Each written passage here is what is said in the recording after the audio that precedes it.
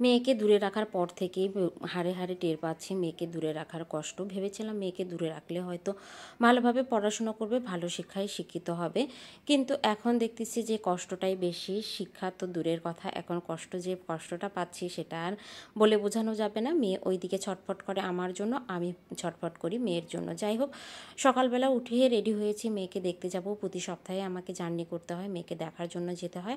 আর মেয়েকে দেখতে যাব এই জন্য কিছু খাবার মেয়ের জন্য রেডি করে নিলাম, সেগুলো ব্যাগ ট্যাগ রেডি করে সকালবেলায় উঠেই রওনা দিয়ে দিলাম মেয়ের কাছে। ওখানে গিয়ে মেয়েকে নিয়ে ওর ফুপির বাসায় গেলাম, যেহেতু মেয়ে হোস্টেলে থাকে। আর হোস্টেলে তো বুঝতেই পারছেন অনেক মেয়েরা থাকে একসাথে, সেখানে বসে রেস্ট নাও একটু ডিফিকাল্ট। আর যেহেতু আমার বাড়িও কাছে, সেহেতু আমি মেয়েকে নিয়ে চলে গিয়েছিলাম ওর ফুপির বাড়ি। ওর ফুপির বাড়ি দাদার বাড়ি দুটাই একদম ওর হোস্টেল থেকে অনেক কাছে হয়।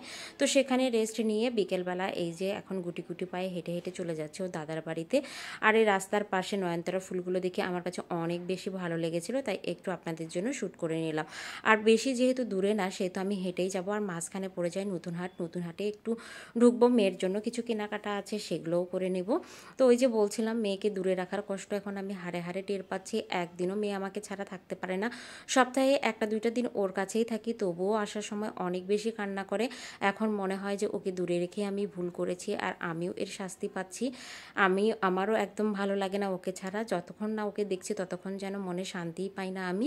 তো যাই হোক, কথা বলতে বলতে আমি চলে এসেছি নতুন হাটে। এসে ওর জন্য একটু কলা কিনে নেব। ও আমাকে যাওয়ার সময় এখান থেকে বগুড়া থেকেই কলা নিয়ে যেতে বলছিল, কিন্তু আমি ভাবছিলাম ওখানে গিয়েই কিনে দিব। আর সেই জন্য এখান থেকে ওর জন্য কলা কিনে নিলাম। আর বাড়ি থেকেও যেহেতু অনেক খাবার নিয়ে আসছি এবার, সেহেতু এখানে বেশি খাবার কিনবো না, অল্প কিছুই কিনে নেব। আর এই জন্যই কলা নিলাম। আর পাশে দেখি তরমুজ বিক্রি হচ্ছে, আর রাফতা তরমুজ খেতে অনেক বেশি পছন্দ করে। ও সিজনারি সব ধরনের ফল খেতেই পছন্দ করে, মূলত ও সব ফলই খায়। তো সিজনারি তরমুজ, শসা, তারপরে হচ্ছে কলা, এই ধরনের ফলগুলো আমি একটু বেশি কিনি, কারণ সিজন টাইমে ফলগুলোর দাম কম থাকে। আর যেহেতু সিজন শেষ হলে এগুলো আর পাওয়াও যায় না, সেই জন্য আমি সিজনারি ফলই একটু বেশি কেনার চেষ্টা করি সব সময়। তো তরমুজটা কেটে ওকে খাইতে দেওয়া হয়েছে। ও খেয়ে বলতেছে খুব একটা বেশি মিষ্টি না, কিন্তু দোকানদার এমনভাবে বলতেছিল যে এটা যে একদম মিষ্টি শিরা দিয়ে তৈরি করা। তো যাই হোক, এখন ওদের বিক্রির কাজ, ওরা বলছে যে মিষ্টি না হলে নেবেন না, কিন্তু যেহেতু কেটেই ফেলছে আমরা নিয়ে নিয়েছি। আর ওদের সাথেও বেশি বার্গেনিং করিনি, কারণ ওরা তো আর ভিতরে ঢুকে তরমুজটা মানে তৈরি করে না বা রসও দিয়ে দেয় না, আল্লাহর সৃষ্টি যেটাই সেটাই আলহামদুলিল্লাহ। তো তরমুজ কিনে নিয়ে রাস্তা দিয়ে হাঁটতে হাঁটতে আমার একটা পান খেতে ইচ্ছে করলো, তো চাচার এখানে দাঁড়িয়ে একটা মিষ্টি পান কিনে নিলাম, নিয়ে আবারও হাঁটা শুরু করে দিলাম। আর আজকে যেহেতু শনিবার, সেহেতু এখানে নতুন হাটে গরুর বাজার, গরুর হাটটা অনেক বড় হয়, বিশাল বড় হয়। আর সকালবেলাই হাটটা লাগে, যদিও বা এখন বিকেল, হাট মোটামুটি শেষের দিকে, কিন্তু গাড়ি যেগুলো মানে গরু যেগুলো কেনা বেচা হয়েছে সেগুলো এখন গাড়িতে করে লোড দিচ্ছে।